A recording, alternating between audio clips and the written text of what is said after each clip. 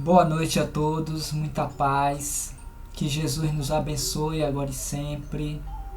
Sejam todos bem-vindos à nossa palestra da noite de hoje, do Grupo Espírita Lar Francisco de Assis, a quem saudamos com o nosso abraço virtual, aos companheiros que nos acompanham aqui na live, pelo chat, pela transmissão que esta casa de amor, de serviço, de caridade está fazendo nesse instante. Inicialmente, nós vamos iniciar o nosso trabalho de hoje com a nossa prece para logo mais falarmos sobre um tema tão interessante e importante que chama-se Substitutos, que é uma mensagem do livro Vinha de Luz, de autoria espiritual de Emmanuel, pelo médium Francisco Cândido Xavier.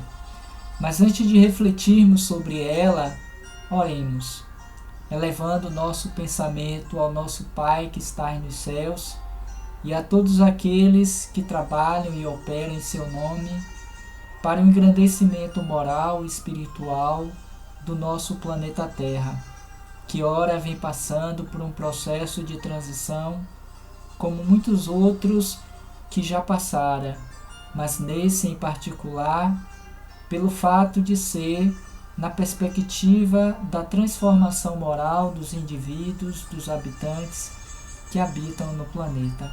Sendo assim, rogamos ao seu Filho maior, Jesus, que nos abençoe, que nos proteja, que nos ampare e que o trabalho de hoje transcorra num clima de paz e de harmonia para todos nós os que aqui nos encontramos virtualmente e igualmente extensivo para os nossos familiares, amigos, parentes e aqueles outros que se encontram acometidos das muitas e das mais variadas doenças que ainda assolam o nosso planeta. Desta feita, mas particularmente pelos vitimados da Covid-19.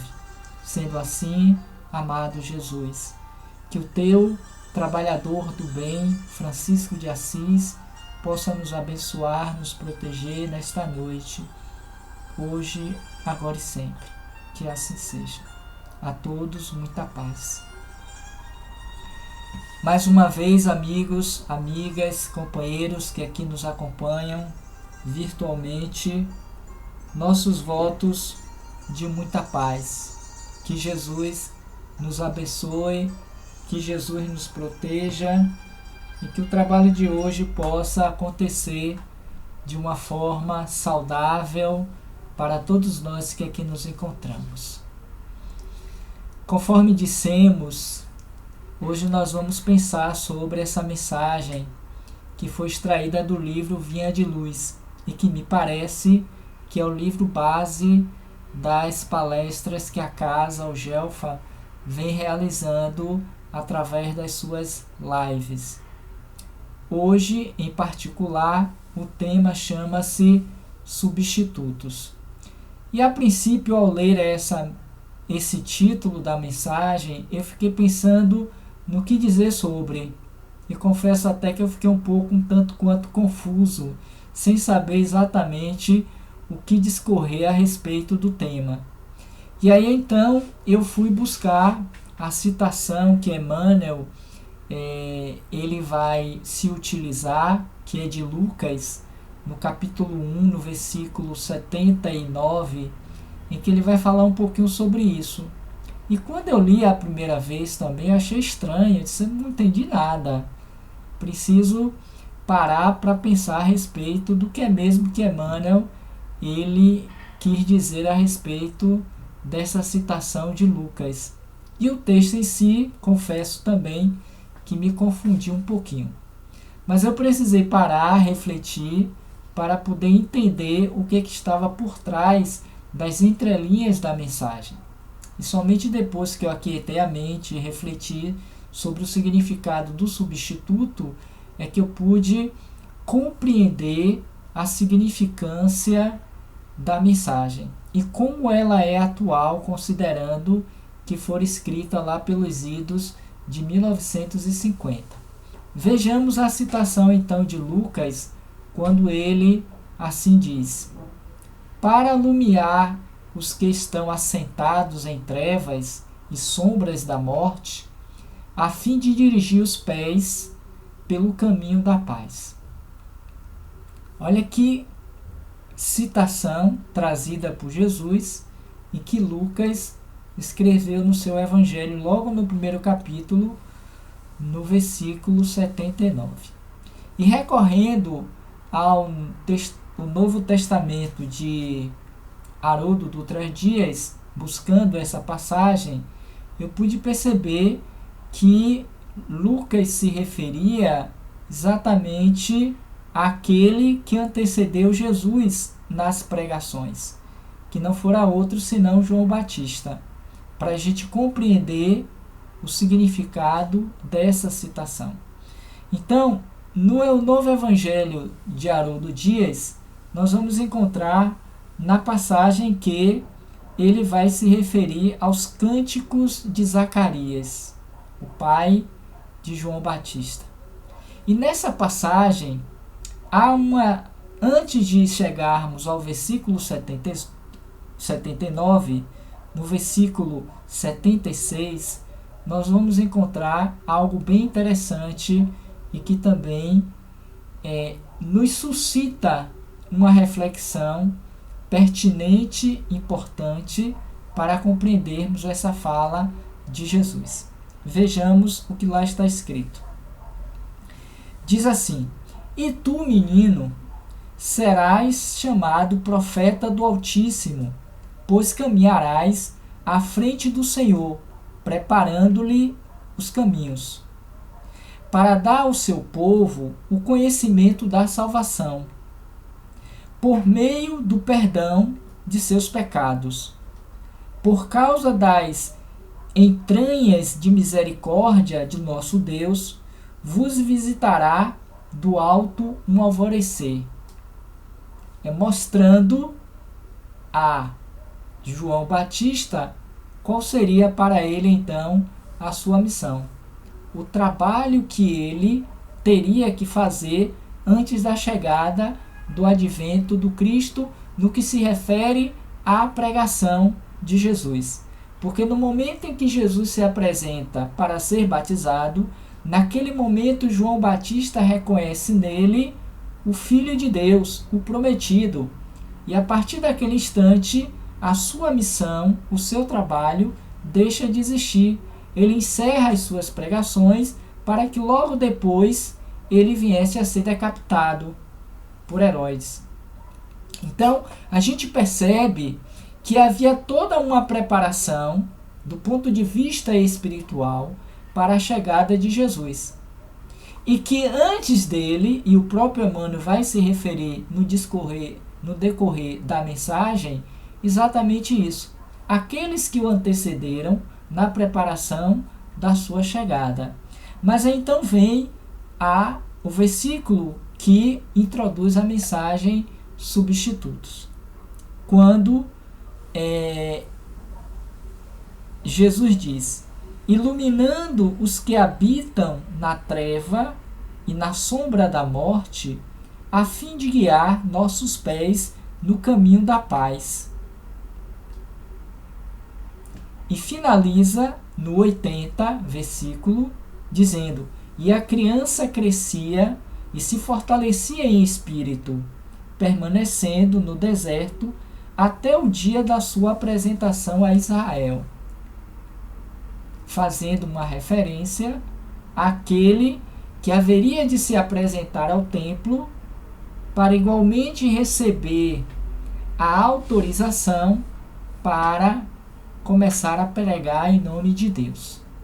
E a partir então dessa citação é que Emmanuel vai se propor a discorrer a respeito dessa mensagem substitutos, para que a gente compreenda que tarefas existem que elas não podem prescindir de substitutos, de que precisam ser feitas por aqueles a quem está imbuídos desta responsabilidade, dessa tarefa, que no caso, no que se refere à implantação do reino de Deus na terra, foi incumbida a Jesus de Nazaré, aquele que, de acordo com o nosso conhecimento, ele é o nosso guia, o nosso modelo, o escolhido pelo Altíssimo, pelo Pai que está nos céus, para nos apresentar a sua mensagem de forma mais límpida, mais pura,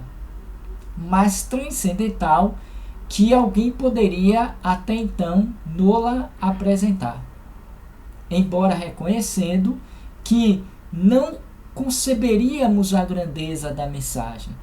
Daí porque o matamos, preferindo o outro Jesus, o Barrabás, ao invés do Jesus, o Cristo. Mas nem por isso este deixou de ter aqueles que viriam, que o antecederiam na mensagem das bases da consciência dos ensinamentos do reino de Deus na terra. Pois que o próprio Moisés também viera, o antecedera nessa preparação. Também não sendo este o grande pregador do Egito, o grande legislador da lei de Deus, como sendo substituto do Cristo, como não fora nenhum outro que estivera preparando os caminhos para a sua chegada. Então, a partir dessas iniciais reflexões, a gente começa a perceber a importância da mensagem de Emmanuel para que nós igualmente pensemos na responsabilidade das nossas missões. Porque acreditemos ou não, todos nós a possuímos. Todos nós reencarnamos com um desiderato, com um objetivo, com uma missão. E cabe a nós compreendermos qual é a nossa missão, para que nós não deleguemos a outros a tarefa que é nossa, em que pese que, a depender da necessidade da realização dela, outros poderão vir nos substituir. Perdendo nós, ou aquele a quem inicialmente estava responsável, perde a possibilidade de se engrandecer e de crescer uma vez realizada por este. E então, Emmanuel começa a mensagem dizendo assim, a gente vai lendo os tópicos e fazendo algumas considerações, trazendo para o nosso dia a dia, para a gente também pensar igualmente a respeito de qual é a minha tarefa no mundo. Uma vez, e já dissemos, todos nascemos para realizar uma tarefa. E a tarefa não está circunscrita apenas em ter filhos, em casar, em ganhar dinheiro, em ter uma profissão, em cuidar da família, mas existem tarefas que assumam expectativas maiores do ponto de vista da autorrealização do ser espiritual que somos todos. É o que os indianos chamariam do Dharma. O Dharma é a missão que todos precisamos realizar.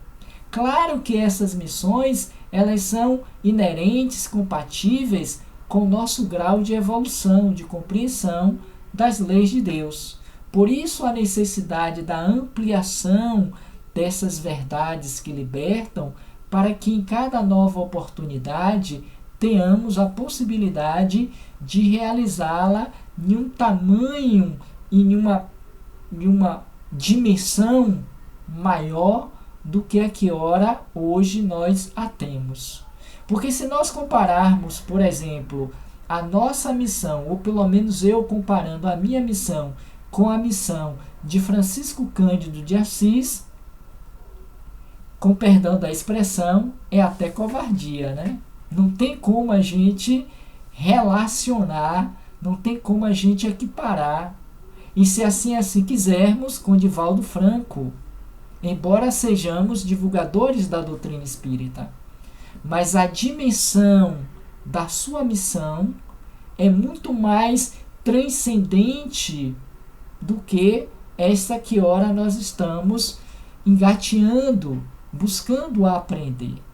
Mas fato é que, se eu quiser me tornar, em um futuro próximo ou distante, um missionário do porte espiritual, do grau da responsabilidade de um Moisés, de um João Batista, ou ainda de um daqueles que estiveram próximos do Cristo, os discípulos, eu preciso saber cumprir com fidelidade, com respeito, esta que ora eu tenho.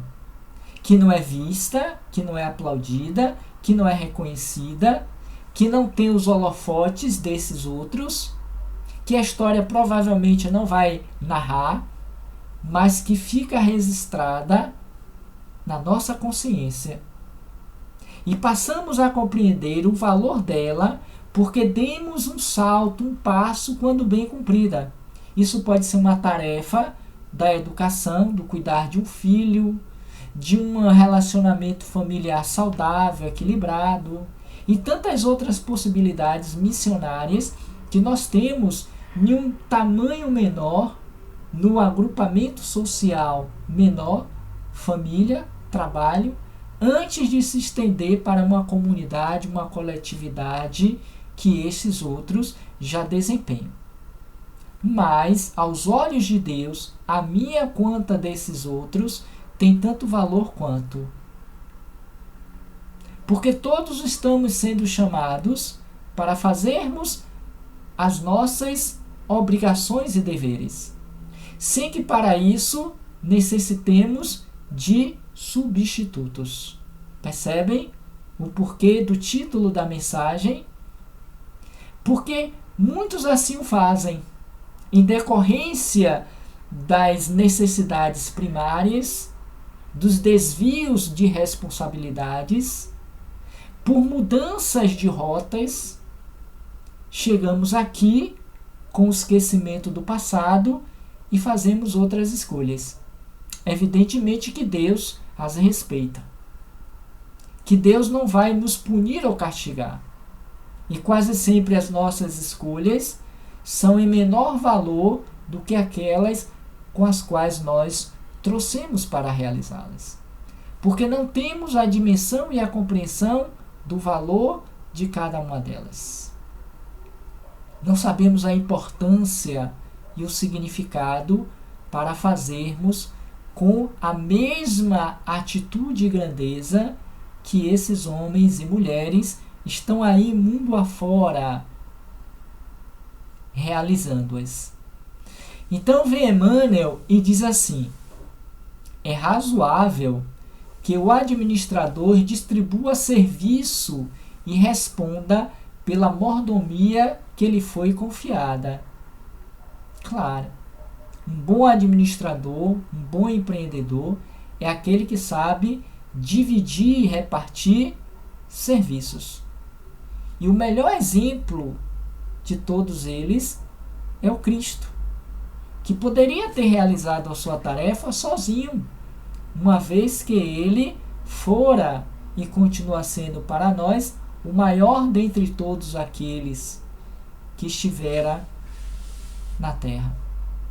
É o nosso governador planetário.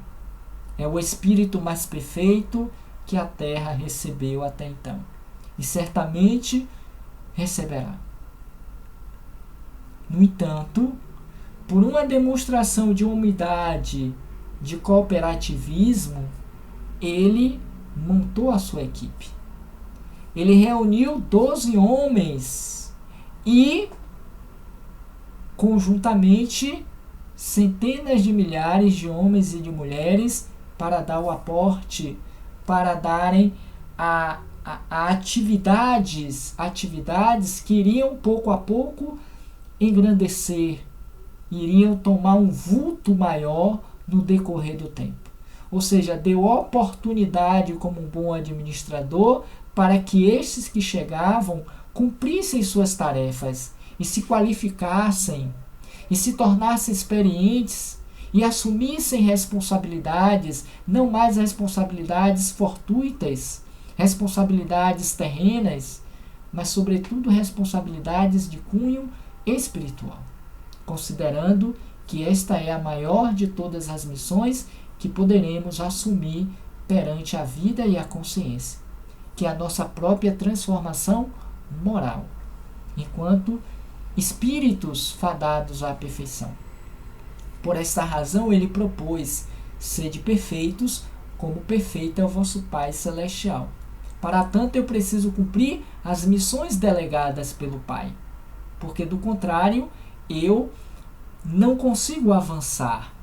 É como diz, a semeadura é livre, mas a colheita é obrigatória.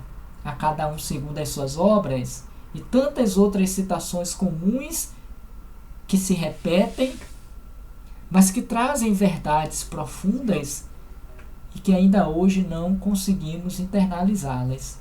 Então é razoável que esse administrador, em qualquer nível ou área humana, e até mesmo a religiosa, distribua serviços e responda pela mordomia que lhe fora confiada. Sim, detendo encargos da direção, o homem é obrigado a movimentar grande número de pessoas. Basta nós vermos no que se refere ao nosso ambiente de trabalho. Ou se ainda mesmo quisermos, o ambiente familiar. Como administradores daqueles aos quais Deus nos concedeu a responsabilidade de cuidar, de educar, de prover, ele é obrigado, os pais, os tutores, os gerenciadores daquelas almas, a se movimentarem, a assumirem cargos e direções de poder, de decisão, sim, porque estar à frente de um processo educativo de um filho não é algo fácil. Talvez seja, do ponto de vista humano, a maior de todas as missões, cujos pais serão chamados a se responsabilizar pelos resultados da produção. Isso está lá no Evangelho, no capítulo 14. Os laços de família e a ingratidão dos filhos. A própria consciência nos chamará à responsabilidade pelo que fizemos ou pelo que deixamos de fazer. E aí Emmanuel continua: orientará os seus dirigidos, educará subalterno, dar-lhe-á incumbências que lhe apurem as qualidades do serviço. Sim, porque aí está também uma das tarefas do administrador. Não basta querer assumir postos mais elevados, mas é preciso ter consciência da sua funcionabilidade e assumir os resultados que advirão desse comando. Tal qual acontece com o general frente ao seu exército. Tal qual acontece com o técnico frente ao seu time de futebol. Porque quando a equipe começa a perder os pontos, não atingir os resultados, o primeiro a cair é o técnico. É aquele que lhe foi ortogado responsabilidades e que ele não souber gerir. Por isso que no parágrafo seguinte ele vai dizer: ainda assim, frente a todas essas possibilidades, ainda assim, o dirigente não se exime das obrigações fundamentais que lhe competem. Isso a gente pode ver em qualquer âmbito humano e social. E é interessante que Emmanuel, nesta como em outras tantas que já vimos, ele vai se apropriar das coisas comuns do dia a dia, nos apresentar situações que nos trazem reflexões, porque nelas fazemos parte, porque nos vemos ancorados, vinculados a essa realidade. Quantos dos que aqui estão no chat assistindo a live não estão, ora, em posições de mando, estão como administradores de equipes e que estão assumindo esse nível de responsabilidade, que pode ser uma missão ou que não deixa de ser uma missão? Porque quem o elegeu, quem o colocou lá, reconheceu nele as competências, as habilidades e qualidades para gestar aquela equipe, aquele grupo. Tal qual Jesus viu em João Batista, como vira em Moisés, essa capacidade, por eles já terem alcançado em outros níveis de suas vivências reencarnatórias, missões de menores portes. Como é o caso hoje do Papa Francisco, que antes de chegar a essa posição, tiveram outras missões e outras responsabilidades, que ele cumprira com fidelidade a Deus. De tal sorte que dentro daquele momento do concílio da eleição do novo Papa, ele foi o escolhido dentre tantos. Então, ainda assim, o dirigente não se exime das obrigações fundamentais que lhe competem, porque ele também tem obrigações a cumprir perante esse concerto social, dentro desse grupo de pessoas. Ele comanda, mas ele também se sente obrigado a ser comandado, a ter responsabilidades para com ele. Porque não basta apenas mandar o outro fazer. É preciso que ele vá e faça também. Então é a partir dessas questões iniciais que Emmanuel vai também dizer assim: se houve alguém que poderia mobilizar milhões de substitutos para o testemunho na crosta da terra, esse alguém foi Jesus.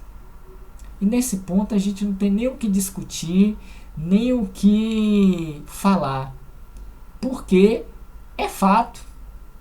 Jesus esteve à frente desde o momento em que o Pai o delegou para a construção ou a concepção deste que é o nosso planeta, a nossa escola, o nosso hospital, a nossa moradia temporária.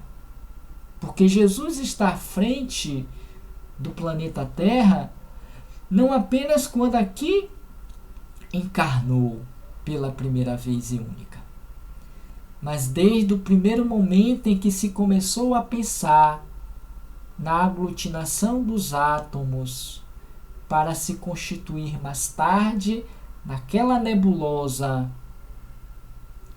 aquele que viria a ser chamado planeta Terra. Quem bem discorre sobre isso é Emmanuel no livro A Caminho da Luz. É o próprio Emmanuel, pelo próprio Chico, que vai nos apresentar o processo da evolução da Terra, que desde lá, bilhões e bilhões de anos atrás, Jesus está à frente. E ele, como dissera aqui Emmanuel, ele poderia mobilizar milhões, como fizera, mas para estarem com ele, trabalhando lado a lado, só erguendo e transformando o solo, arando, preparando, para que quando da sua vinda e do lançamento da semente, esta pudesse produzir frutos de 60, de 100 por 1. Mas Emmanuel ainda vai dizer: dispunha o Senhor de legiões de emissários esclarecidos, mantinha incalculáveis reservas ao seu dispor. Poderia enviar ao mundo iluminados filósofos para renovarem o entendimento das criaturas, médicos sábios que curassem cegos e os loucos, condutores fiéis dedicados a ensinar o caminho do bem. Nesse particular, nós também vemos que isso ocorreu, não como substitutos, mas como aqueles que vieram igualmente dar o suporte, vieram engrandecer a mensagem que ele traria límpida em primeira mão. Como dizemos no popular, em carne e osso, e para tal não precisou de substitutos. Ele sempre teve e terá a sua equipe, os emissários de Deus, os trabalhadores fiéis, para que esta terra, a qual está sob a sua direção e comando, cresça na condição para o atingimento do planeta feliz que ele nos apresentou em suas bem-aventuranças. E é preciso que eu reconheça, é preciso que eu me identifique com esse propósito e veja em mim igualmente o emissário do Senhor para cumprir a missão que ele me delegou. Para que eu não precise passar pela terra abatido, ou como diria Kardec, como um espírito neutro, que nasci, que cresci, que me desenvolvi, que me realizei, que conquistei, que adquiri, que vivi dezenas e dezenas de anos no corpo. Envelheci, desencarnei, mas não compreendi o sentido da vida. Qual era a minha missão?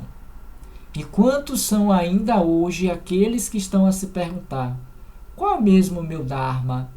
O que eu vim fazer nesse mundo de meu Deus? O que de fato me deixa pleno e feliz, reconhecido como sendo um servidor do Pai? Então, ele teve esses médicos, esses filósofos, esses educadores, esses profetas. Teve. E vieram. Mas nenhum deles, ainda hoje, foram capazes de o substituir. E é interessante que a história da humanidade, ela narra isso muito bem.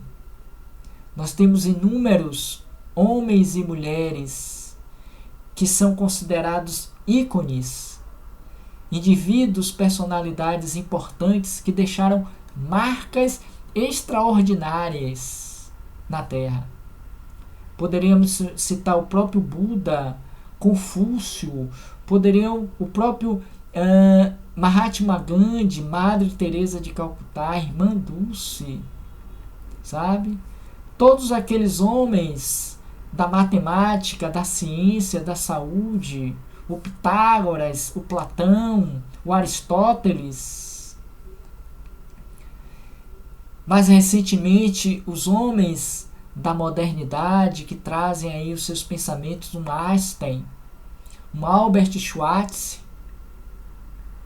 e tantos outros que contribuíram em prol do amor, da ciência, da filosofia, da dramaturgia, da literatura.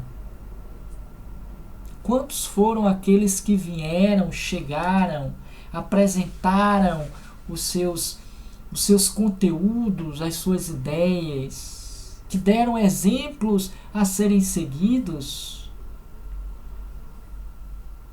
mas nenhum deles foi capaz de superá-lo.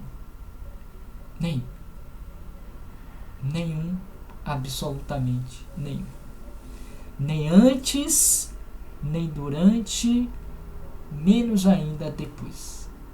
E olhe que para a sua época, nós estamos muito mais avançados, muito mais conscientes da lei do que antes, mas ainda assim incapazes de vencê-lo. Todos os espíritos nesse quesito nos dizem isso. E aí ele segue dizendo, já entrando nos finalmente: em verdade, desde os primórdios da organização humana, mobiliza o Senhor a multidão de seus cooperadores diretos, tal qual já dissemos de alguma sorte, a nosso favor, mesmo porque suas mãos divinas enfecham essencial para o lançamento, a nosso favor, mesmo porque suas mãos divinas enfecham o poder administrativo da terra, ou seja, lhe está assegurado por uma conquista evolutiva que nos escapa ao entendimento, que, segundo dizem os espíritos, fora um dos poucos que alcançaram esta condição divina, caminhando sempre pela trilha do bem. Porque o mal é o afastamento às leis de Deus do indivíduo, e o bem está caminhando por ela, no seu sentido reto. E Jesus foi um desses espíritos.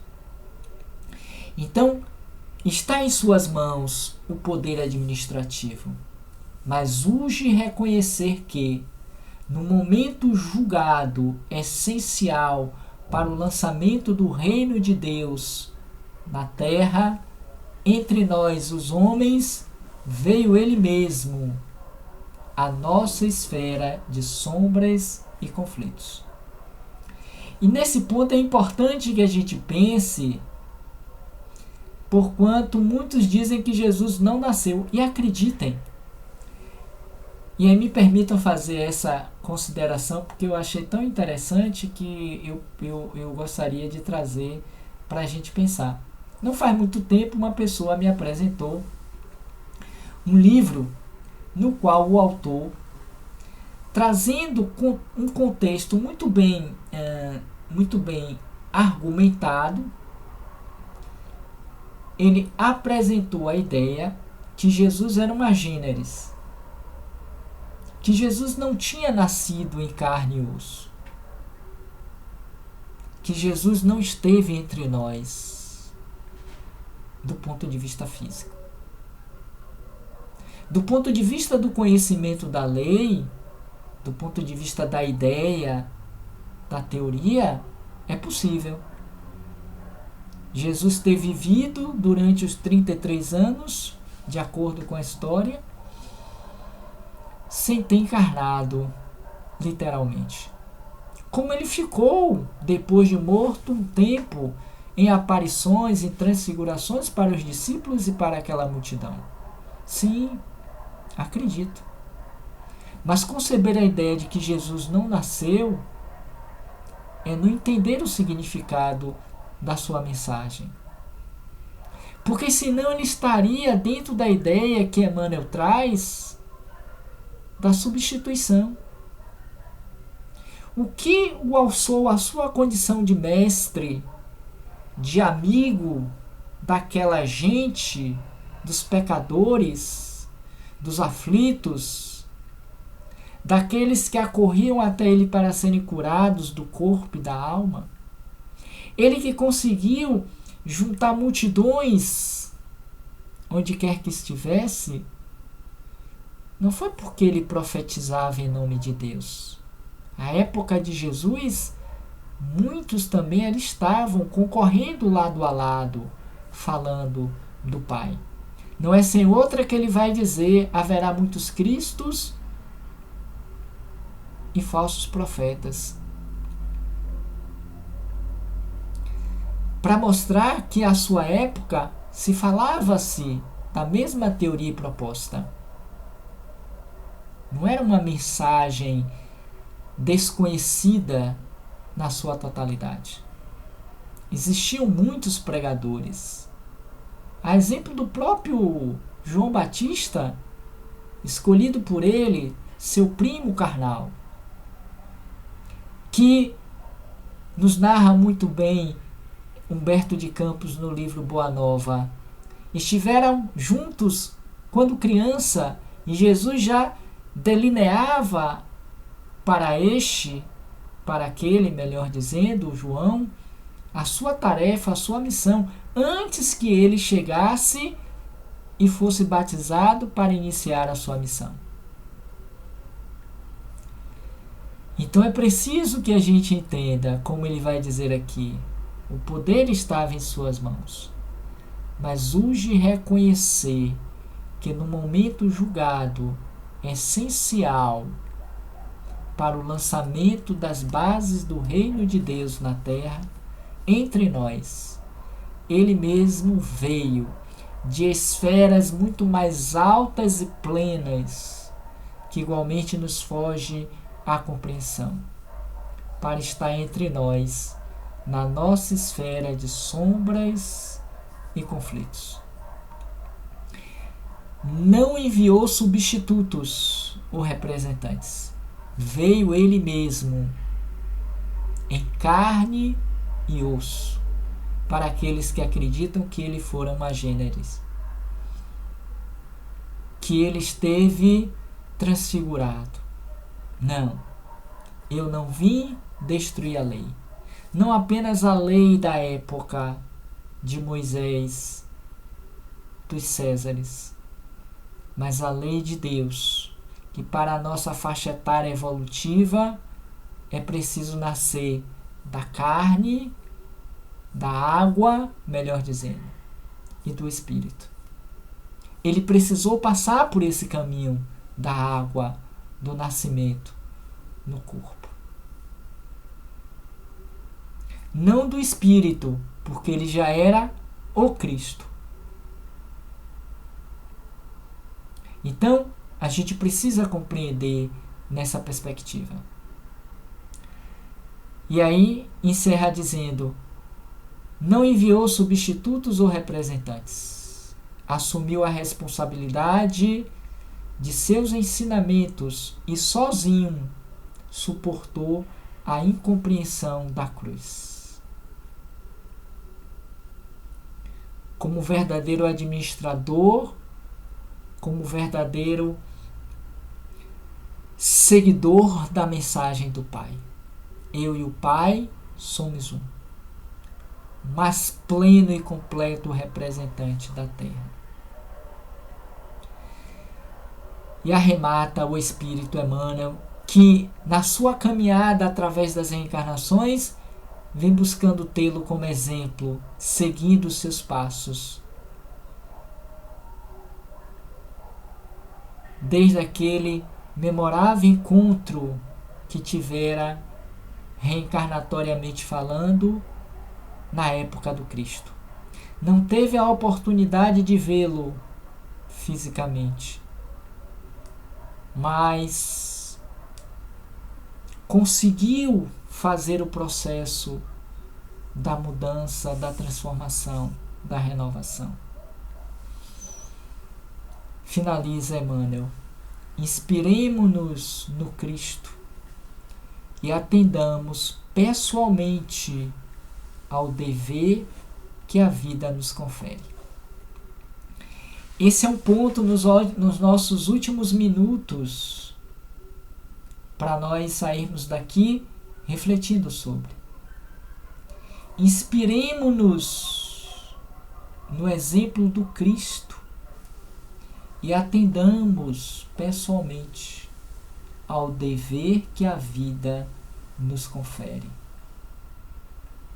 Ou seja, cumpramos com fidelidade, com justeza, com responsabilidade as nossas missões. Porque, vai dizer ainda Emmanuel na última citação, perante o Supremo Senhor, todos temos serviço intransferível. Não nos achemos o menor de todos, o insignificante, aquele que não tem o que fazer na terra, que está aqui, como dizia-se antigamente, de bobeira, não sabe o que está fazendo, está boiando, diz os mais jovens, tão sem norte, sem rumo. Todos temos, verdade seja dita, todos temos um serviço intransferível. E que a vida, mais cedo ou mais tarde, nos pedirá conta desse serviço. Nesse momento eu me recordo, só como fechamento, a parábola dos talentos. Aqueles servos do Senhor tinham um serviço intransferível, cada um deles. Uma missão que era a multiplicação daqueles talentos. 2 deles conseguiram verdadeiramente multiplicá-los. Conseguiram realizar a tarefa, a missão. E o que diz o Senhor? Bom e fiel servidor. Dar-te-ei muito mais depois. Mas quanto àquele que enterrara o talento, o descumpridor da missão, da tarefa, esse o Senhor ficou chateado e lhe disse: mau e infiel servidor. Ser-lhe-á tirado tudo quanto tens e o que não tens. Responderás pelo que deixou de ser feito e que poderia. Assim somos nós no nosso dia a dia. Quantos são aqueles que estão retornando à pátria espiritual com essa consciência de culpa, com essa consciência adormecida, porque poderiam ter cumprido com fidelidade a sua missão, a sua tarefa. Pequenina que fosse, ainda que não reconhecida ou aplaudida pelos homens, pelo ego, pelas vaidades do mundo, mas que dentro de si trazia um sentimento de gratidão e de satisfação pessoal, pelo cumprimento do dever. Tal qual a criança que, quando o pai lhe pede para ir ali comprar alguma coisa ou fazer uma determinada tarefa, ela vai e faz, e alegra-se, contenta-se, porque o pai, ao perceber que ela foi capaz de realizá-la, fica feliz e alegre. E a gratifica com um beijo, com um abraço, com palavras de carinho e de incentivo. Da mesma forma, o Pai, que está nos céus, cujo Filho maior, Jesus, e que o conhecemos, veio nos convidar a sermos os seus obreiros da sua vinha. Porque pleitear o reino de Deus, a sua misericórdia, sem ter oferido o merecimento necessário pelo esforço pessoal na realização e cumprimento do dever, é estar se enganando. E quantos são aqueles que se dizem seguidores do Cristo, que estão aí, mundo afora, se enganando? Haja vista os escândalos que se assomam rotineiramente nos noticiários de TV, que estão aí pelas mídias virtuais e presenciais das nossas redes mundiais de comunicação. Portanto, amigos, pensemos sobre o que diz Lucas em 1:79. A vinda daquele que o antecedeu, mas não o substituiu, e que fora conhecido como sendo João Batista, o primo de Jesus, que o antecedeu para preparar o caminho da chegada daquele que iria implantar pessoalmente o reino de Deus na terra, ouviu que para alumiar os que estão assentados em trevas e sombra de morte, a fim de dirigir os nossos pés pelo caminho da paz. Sendo assim, agradecemos a todos os companheiros, ora aqui presentes, virtualmente, a casa que nos acolhe e que nos confiou esta tarefa para apresentar esse trabalho hoje, a fim de nos fortalecermos na energia franciscana, que este também é talvez, depois do Cristo, aquele que melhor cumpriu a tarefa do Pai entre nós. O pobrezinho de Assis, que, como bem sabemos, viera com o intuito de fazer com que a mensagem de Jesus não se apagasse totalmente daquela que eram as trevas e as sombras da Idade Média.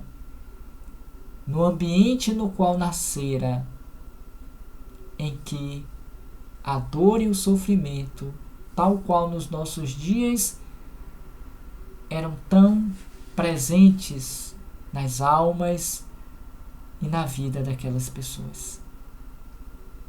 E ele ouve a voz que lhe diz: Francisco, constrói a minha igreja.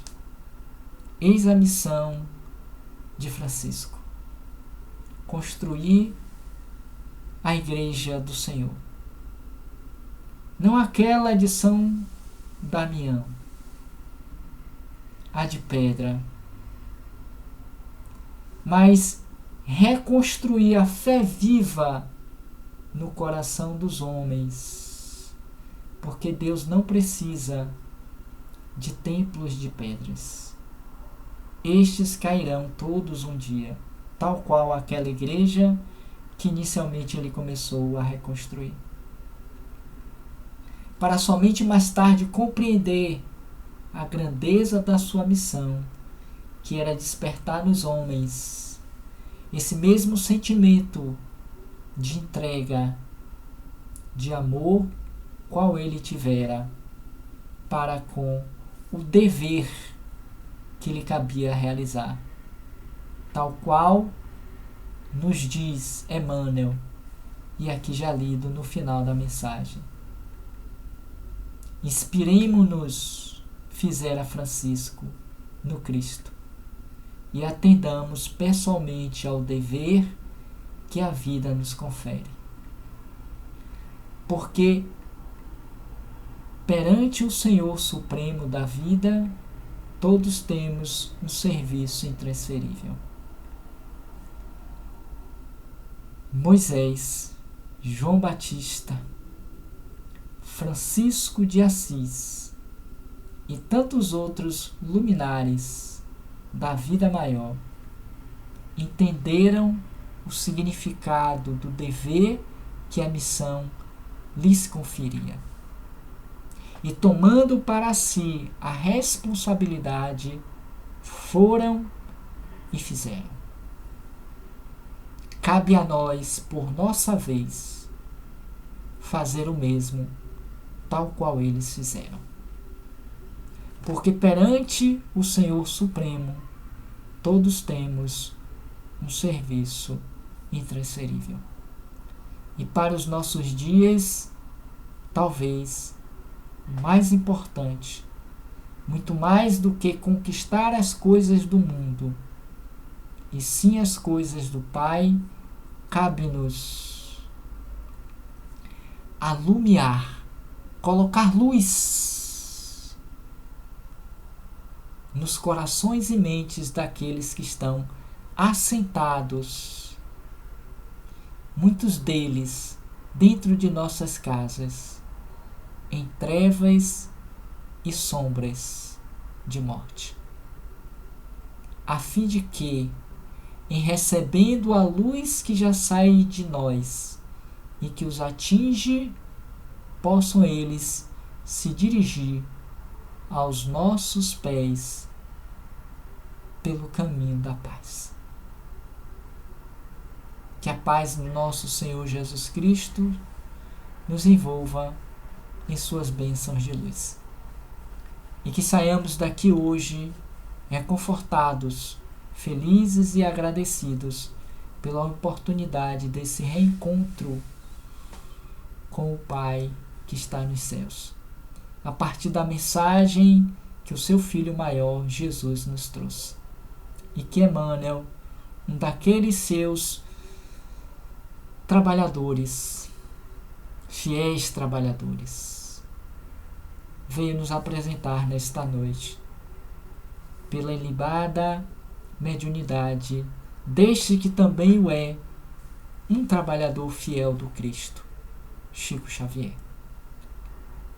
Por fim, agradecemos a todos e pedimos que vocês conheçam o nosso canal no YouTube, que chama-se Roteiro Espírita.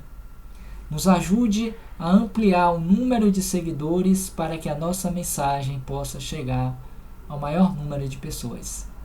Portanto, inscrevam-se nas nossas redes sociais, que todas elas, seja no YouTube, seja no Facebook, no Instagram ou ainda mesmo no Twitter, chama-se Roteiro Espírita, sem o acento no i. E que Deus nos abençoe e nos permita voltarmos, quem sabe, brevemente a esse encontro nesta casa que sempre nos acolhe amorosamente todas as vezes em que lá estamos presencialmente.